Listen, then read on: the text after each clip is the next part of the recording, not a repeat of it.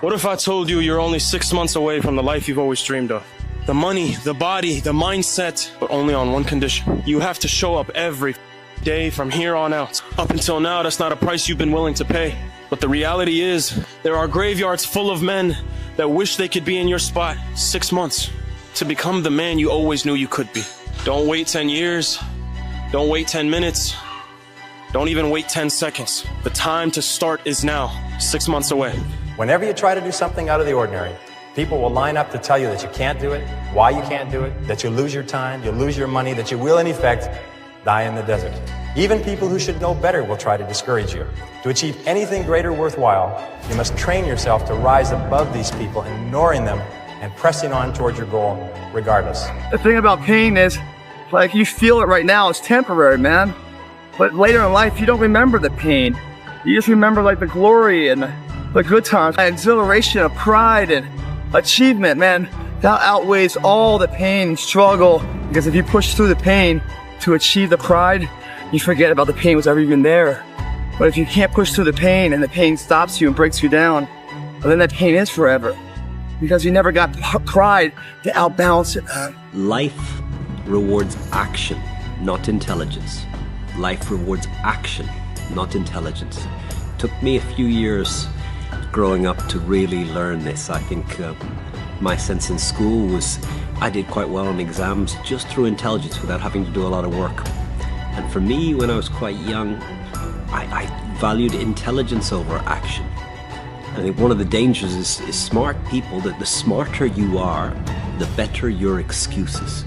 The more accomplished you are in talking yourself out of taking action, in proving to yourself that every action that you could take is too small, too meaningless, and not worth it. You cannot do everything, but you can do one thing, and another, and another. And that's the way you make massive progress in life. The matter that you show up and try and act week after week, month after month, year after year, with a little bit of intelligence, you start to get better and better and better. Even if the action is poor action, you're going to learn something from it. And it's so easy to talk yourself out of action, but it's so important to remember that life rewards action, not intelligence, not smarts in your brain, but action into the world. If you quit, it's really easy to predict your future. But if you don't quit, if you go for it with no proof, you can't quantify it. Your friends are going to look at you sideways. But you'll have the opportunity to play in the game and stop sitting on the sidelines. And you might fail for a while. And you might have to pay your success tax. And you might have to go through 7 failures, 9 failures, 12 failures. You might be sleepless at night wondering why the heck you're doing it. But on the other side of that, you get to see who you're meant to be, who God designed you to be, and tap into your full potential, and there's nothing better. Everybody has that voice in their head that says, hey, could you really do this? Is it going to happen? There's nothing out there for me. And that's the problem. You hung up your cape and your cowl, but you didn't move on. You never went to find a life. But you're not living. You're just waiting, hoping for things to go bad again. Whatever reasons that we usually give ourselves in the beginning for why we can't achieve something, you can almost always find not only just someone, but someone who's achieved world-class levels of success with worse conditions than you currently have, which then means it's absolutely possible, and then the only thing that it takes to get there is work. If you want to change your life, you must change your ways. You must develop discipline. You must develop strength. You don't achieve worthwhile goals quickly or easily. They take time. Relentless pursuit, day in and day out. That's what it takes. But also, things don't usually fall apart quickly either. It's a slow process. A little slip here, a little setback over there. If you talk about work-life balance as a 22-year-old man, you're hanging around with the wrong people. That gnawing feeling when you realize you've outgrown your social circle isn't loneliness. It's your ambition finally speaking louder than your need to belong. And there's a narrative that we should not criticize ourselves. We should not say the things that we could have done better. But I believe that that voice isn't an insecurity. I think it's a version that wants you to chase your potential. Every single one of you out there have exactly what you deserve. You might think that life is unfair. You might think that life dealt you a bad hand, but I'm here to tell you life will give you exactly what you tolerate. And if you've been tolerating mediocrity, you've been tolerating average, you've been tolerating this victim mentality that you're carrying, then guess what? You have exactly what you deserve. If you want something bad enough, you can't let anybody tell you you can't do something, not even yourself. The biggest mistake a person can do right now, no matter in which situation you are, is to give up. You might not reach the best version of yourself in this lifetime, but a better one than you are right now. You want to be the one that says, I'm going to do it anyway. I know I don't feel good today, but I'm going to go out there and I'm going to prove to myself that even on days that it doesn't feel right, I push myself. The only way to gain confidence in yourself is to build something. You know, people give up right before they get what they've always wanted to get. People quit and they give up. And I will not be the person who quit before I got what I wanted or what I needed or what I felt I was supposed to have. You're not only winning when things are going your way.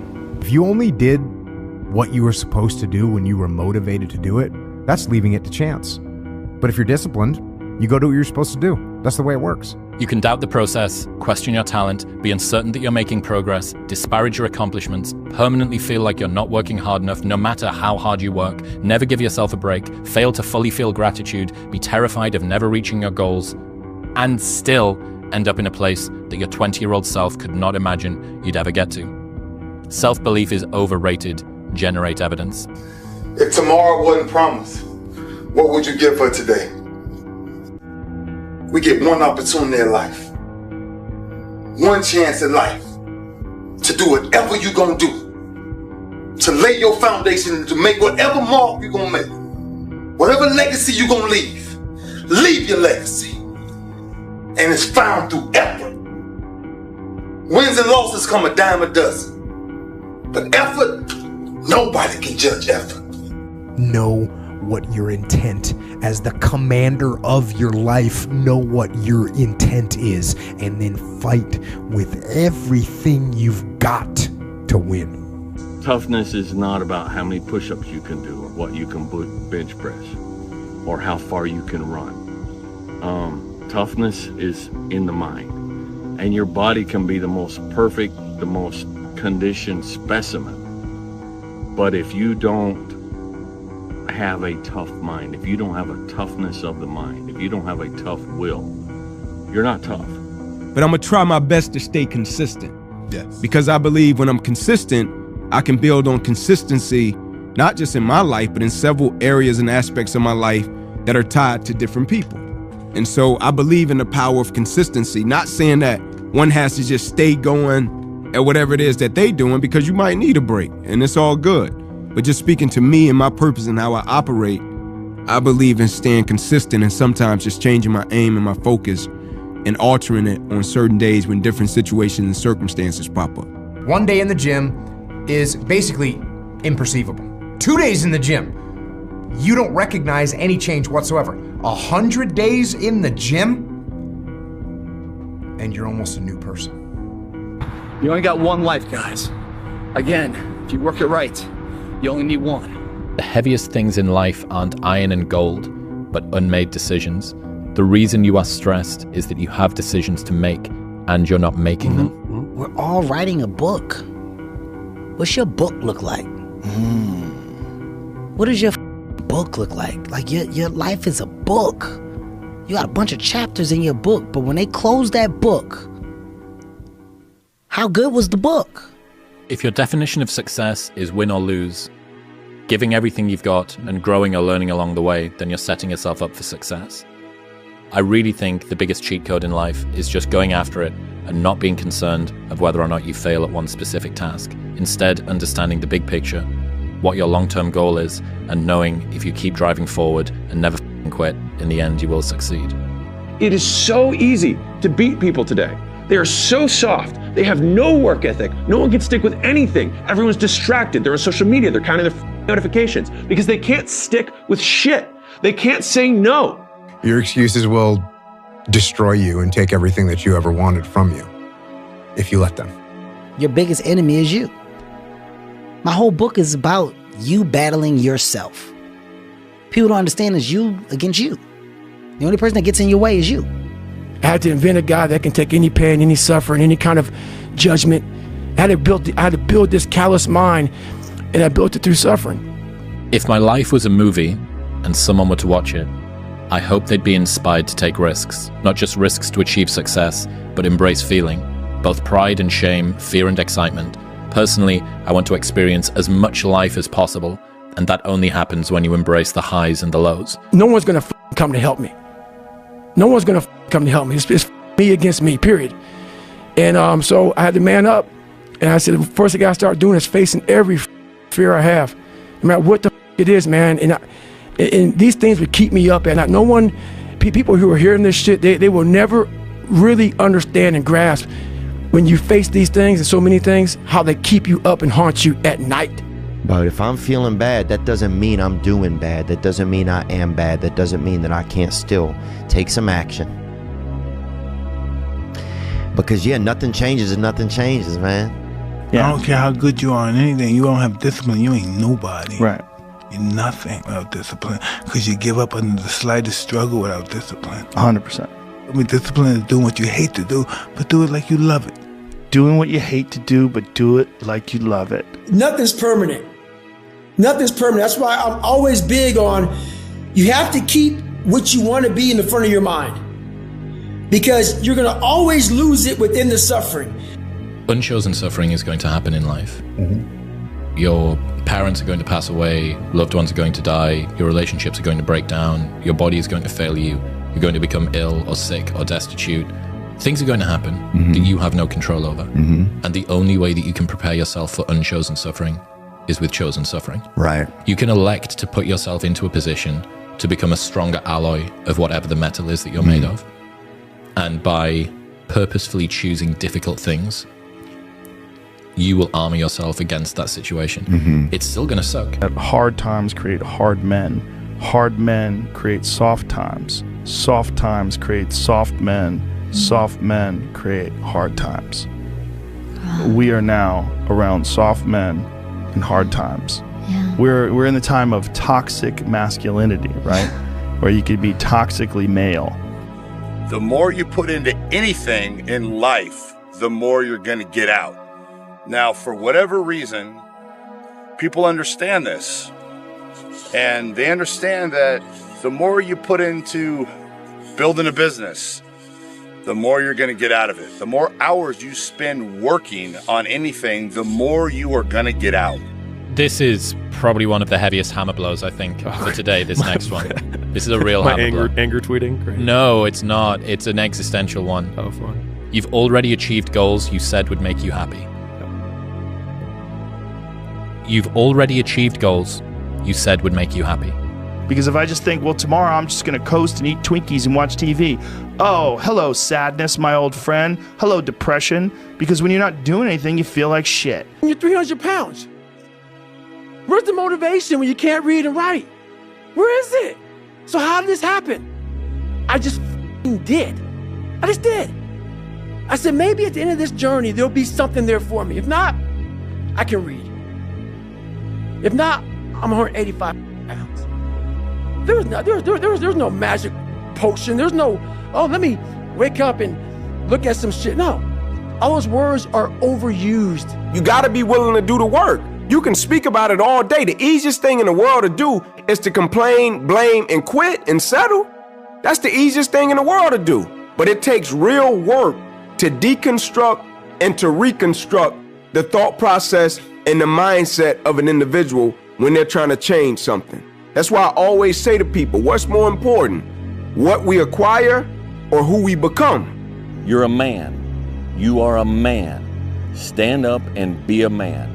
Make the hard decisions, make the sacrifices, make the unpopular decisions, and become comfortable in your own skin. And if you are not a person that you are comfortable being alone with, that is the one person in this universe that you have full power, full right, and full responsibility to change. And what's interesting about most skills is that the amount of effort that it takes to maintain a skill versus the amount of effort it takes to grow a skill is like 1/10 the amount of effort. And so this is where the effort arbitrage is so important in terms of allocation. And so if you do a 4 out of 10 on 10 things, you will make progress on none. You will make the same amount of progress that you could have made if you just did 1 out of 10, which is none. You just don't regress. But the extra 3 points that you save on the 9, you could put on one other item and have a 10 out of 10 or a 13 out of 10 in effort. And then after every periodized chunk of time, have a big W or win that you can look back on and say, I did that, and therefore I am. And I tell people this all the time, there's no future in cool. That's a trend, that's a fad. It comes and it goes, just like dope money. Dope money comes quick and leaves quicker, okay? We're here for a slow, but a for show. This is a marathon, not a sprint. Pasos corto, vista larga, which is short steps, long vision. There's a saying that if you do what you love, you will never work a day in your life. At Apple, I learned that is a total crock. You'll work harder than you ever thought possible, but the tools will feel light in your hands. Having a clue is overrated. There's this funny myth that people actually know what they're doing. I've spent time around some of the richest, smartest, highest status people on the planet, and let me tell you, it's idiots all the way up. Normalize saying, I don't have a clue, I'm going to work out how to do it anyway. There are more possible games of chess than there are atoms in the universe. No one could possibly predict them all, even you. Which means that that first move can be terrifying. It's the furthest point from the end of the game. There's a virtually infinite sea of possibilities between you and the other side, but it also means that if you make a mistake, there's a nearly infinite amount of ways to fix it. So you should simply relax and play. You don't set them a bar that's so high that it's impossible for them to attain it. You take a look at the kid and you think, okay, this kid's got this range of skill. Here's a challenge we can throw at him or her that exceeds their current level of skill, but gives them a reasonable probability of success. And so, like I'm saying it tongue-in-cheek to some degree, you know, it's like, but I'm doing it as an aid to humility. It's like, well, I don't know how to start improving my life.